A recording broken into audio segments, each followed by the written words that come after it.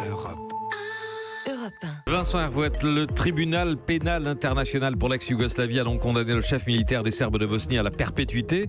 C'est un soulagement pour les victimes, mais un scandale pour les Serbes de Bosnie.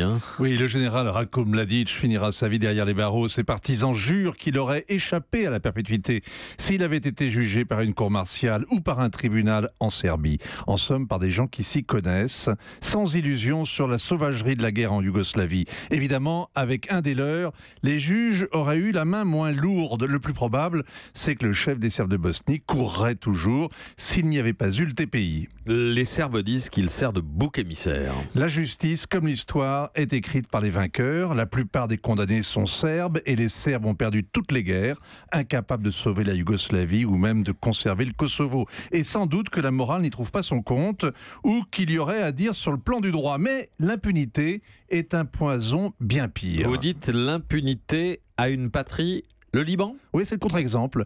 À l'heure précise où Ratko Mladic quittait la salle d'audience, Saad Hariri reprenait sa place de Premier ministre pour assister au défilé de l'armée libanaise. Le président Aoun lui a demandé un sursis pour trouver un successeur ou un arrangement.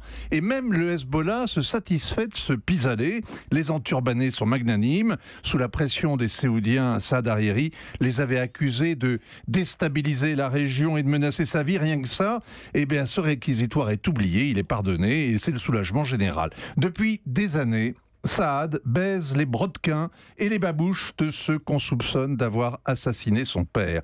La vie politique au Liban est corrompue par la culture de l'impunité. Les anciens chefs de guerre qu'on accueille volontiers à Paris sont couverts de sang. Ça se voit moins sur les tapis rouges, mais en échange au moins, eux ont abandonné les armes, ils les ont déposées, pas le Hezbollah. Le Hezbollah pro-iranien, qu'est-ce que ça change pour la justice ? Il serait moins arrogant s'il avait rendu des comptes. Par exemple, sur les otages français, ça c'était au début, ou sur l'assassinat de Rafik Hariri. Il y a un tribunal spécial des Nations Unies pour le Liban.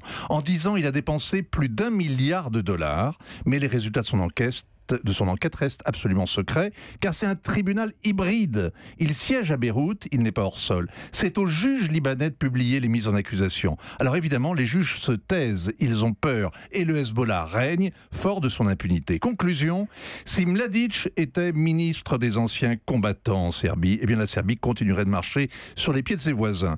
La justice internationale n'est pas affaire de morale, ni même de droit, c'est un outil politique. Vincent Hervouet, merci. Europe 1.